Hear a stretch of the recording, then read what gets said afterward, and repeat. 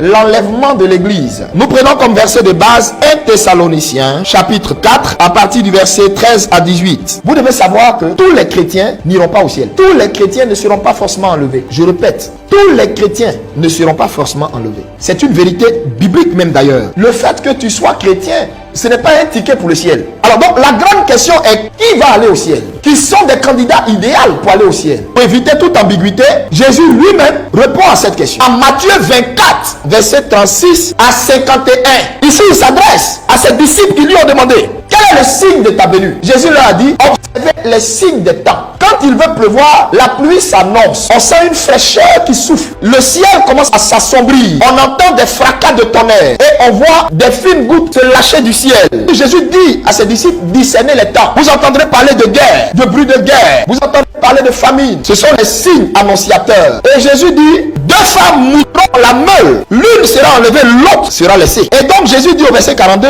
veillez donc, puisque vous ne savez pas quel jour viendra le Seigneur. C'est pourquoi vous aussi tenez-vous prêts, car le Fils de l'homme viendra à l'heure où vous n'y penserez pas. Donc quels sont ceux qui seront enlevés? Il dit tout arbre qui ne portera pas de bons fruits sera coupé et jeté au feu. Et dans un autre passage, il dit lui-même soyez sur vos gardes, veillez sur vos vies et sur vous-même, car le Fils de l'homme viendra comme un voleur. En un mot, soyez prêts. Donc, qui sera enlevé au ciel? C'est celui qui est prêt. Mais le chrétien qui est prêt, c'est quoi être prêt? Comment aussi être prêt? Aujourd'hui, je réponds à toutes vos questions. Les chrétiens, oh, alors papa, aujourd'hui je ne pourrais pas être là. J'ai une amie là qui a fait son baptême, je dois aller là-bas. J'ai manqué le culte aujourd'hui parce qu'on a une réunion de famille. Tu sais très bien que ce jour-là, c'est un jour de culte. Mon frère, est-ce que tu faisais quelque chose qui servait l'intérêt de Dieu? En quoi regarder au football, ça sert l'intérêt de Christ? En quoi regarder Novelas que tu regardes, l'anniversaire, le baptême de ta nièce, de ta cousine, de ta soeur, pour lequel tu as manqué culte dimanche dans ton église, là, en quoi ça sert l'intérêt de Christ? Christ est un Dieu d'ordre. Quand le Seigneur institue quelque chose, il est d'abord le premier à respecter ça. Donc tu ne peux pas, toi, manquer de veiller sur ta vie pour chercher à satisfaire ou à contenter quelqu'un, par amitié, par camaraderie. Qu'est-ce qui t'a réellement occupé? C'était pour Dieu que tu es resté à la maison ou c'était pour répondre aux désirs de ta chair? Parce que dans tout ce que nous faisons, Christ regarde d'abord son intérêt. Donc, à qui est-ce que tu veux obéir? À ta chair ou bien tu veux obéir à Dieu? Car il est écrit, l'affection de la chair, c'est la mort. Celui qui veut obéir à sa chair, il sème pour sa mort. Il n'a pas Dieu en lui. La Bible dit, il sème pour sa mort. C'est ce que Paul veut dire en disant, il sème le vent. À partir de ce soir, tout ce que tu vas faire, faut te poser la question de savoir en quoi cela répond à l'intérêt de Christ. Pose-toi la question. Quand je veux me mettre en colère là, ça sert l'intérêt de qui? Je suis plus seul. Jésus-Christ vit en moi. Donc, ce que je veux faire là, ça sert l'intérêt de qui? Si tu fais quelque chose qui sert ton intérêt, ça veut dire tu es en train de pécher contre Dieu. Il y a plusieurs choses qui peuvent nous empêcher d'être prêts. Puisque j'ai dit, comment être prêt? Qui est enlevé? Le salut est personnel. On n'a pas dit c'est en groupe. Donc c'est pas parce que ton mari est pasteur que toi, ça veut dire que ton nom est écrit au ciel. C'est vrai, tu es chrétienne. C'est vrai, tu as été baptisé. C'est vrai, tu prends la Sainte Seine. C'est vrai, tu vas à l'église. C'est vrai, tu es ma chantre. C'est vrai, tu es mon pasteur. C'est vrai, tu es ma trésorière. C'est vrai, tu es diaconesse. C'est vrai, tu es intercesseuse. C'est vrai, tu es serviteur de Dieu. Mais es-tu prêt? Jésus dit, ceux qui iront au ciel sont ceux qui sont prêts. Ce n'est pas parce que tu es chrétien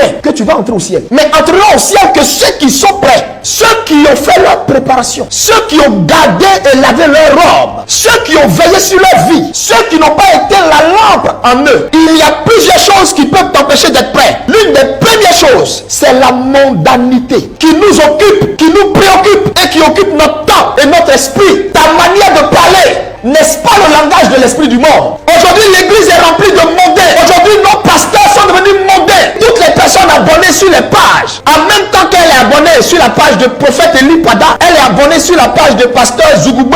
Et pasteur Zougoube, tu le vois, il est dans des pantalons plaqués. Ses nerfs ne respirent pas. Il est arrogant quand il parle. Il est vulgaire quand il parle. Il n'y a aucun brisement, aucune humilité en lui. Parce qu'elle aime le langage du monde. Elle dit, oh non, le pasteur, il est trop choc. Le monde est rentré dans l'église. Des faussaires sont parmi nous. Des loups ravisseurs sont parmi nous. Ils se comportent comme des frères, mais en réalité, ce sont de faux frères qui sont venus pour mettre en nous ce que nous avons rejeté dehors, ce que nous avons refusé dehors. Et nous sommes venus à Christ. Des langages païens, le péché, des bishops adultères, des femmes adultères.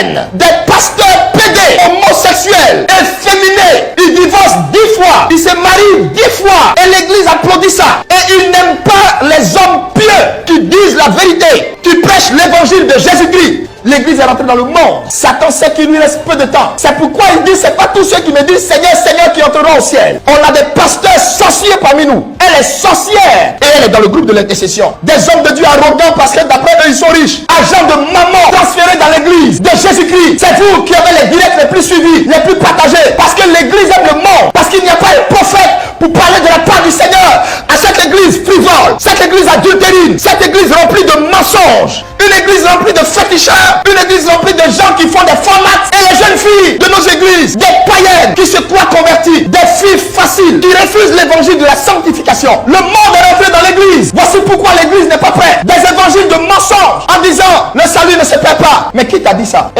Accepter Jésus-Christ comme ton Seigneur et ton Sauveur, ça ne te garantit pas le ciel. Accepter Jésus-Christ comme ton Seigneur et Sauveur personnel entame ton processus de salut pour ton adhésion au ciel. Ça, c'est la première étape dans le processus de ton salut. D'abord, tu confesses tes péchés. Ensuite, tu l'acceptes comme ton Seigneur et ton Sauveur personnel. Par la suite, le renoncement de soi-même. Oui, tu l'as accepté. Mais ce qu'il veut, il veut que tu renonces à ta vie. Que nous vivions sa vie. C'est à l'ensemble de ces conditions remplies que nous sommes sauvés. Une autre chose qui peut nous empêcher d'être prêts, en dehors de la mondanité qui est rentrée dans l'église, c'est l'affection du péché et de ses désirs. Quand tu commences à prêcher trop sur le péché, moi j'ai parti de l'église là. On ne fait que parler de péché seulement. On ne donne même pas révélation sur la vie des gens. Tu penses que tu as tes marabouts? L'idolâtrie. Dans ton cœur, qui est roi? Devant quoi fléchis-tu les genoux? Devant la colère? Devant le mensonge? Devant l'impudicité? Devant l'adultère? Ou bien c'est ton argent? Ou bien ce sont tes tissages desquels tu ne veux même pas te défaire? Tout ce que tu fais là, ça sert tes intérêts ou ça sert l'intérêt de Dieu? Voilà la question qu'il faut te poser. Donc il y a un préalable à l'enlèvement. Et le préalable à l'enlèvement, c'est la préparation. Dieu veut que nous soyons prêts.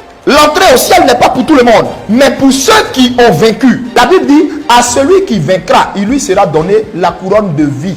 Es-tu prêt?